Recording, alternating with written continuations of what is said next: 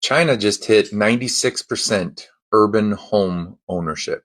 Almost every person in a Chinese city has a roof over their head.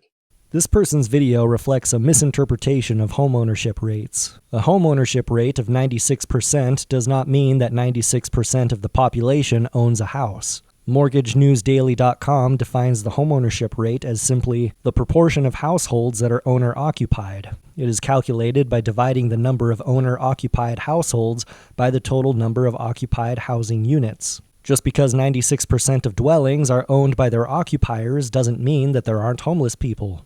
China's not perfect, but their poorest citizens still have homes, food, and security.